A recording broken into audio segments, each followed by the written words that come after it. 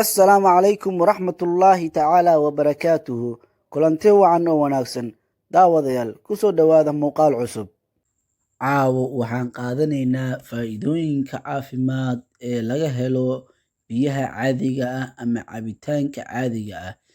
Biyuhu qofku wuu u baahan yahay celcelis ahaan 24 saac, waana lagu kala duwan yahay cabitaanka. Waxay ku xiran tahay qofka, caafimaadka iyo cimilada meesha uu ku nool yahay. Sida haddii aad jimicsato ama jimicsi aad samaysid, balse sida guud qofku wuxuu u baahan yahay 2 litir wax ku dhow inuu cabo 24 saac, oo weliba 1.9 litir per day inuu isticmaalo. Jirka aadanaha waxa uu ka samaysan yahay waxa ugu badan waa biyo, waana 60%. Faa'iidooyinka caafimaad ee biyuhu jirka u leeyihiin waxaa ka mid ah: 1. Waxay xubnaha muhiimka ah ee jirka ka nadiifiyaan wasakhda sunta oo jirka ka samaysanto. 2.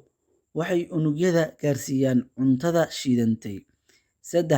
Waxay qoyaan meelaha qoyaanka u baahan yahay sida indhaha, dhagaha, dhuunta iyo weliba bishimaha.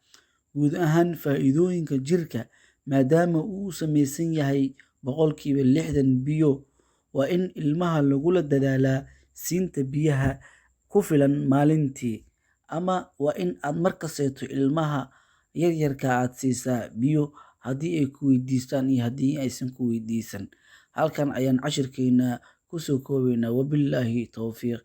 Is aragti dambe oo xiiso leh. Wassalaamu calaykum waraxmatullaahi wabarakaatuhu.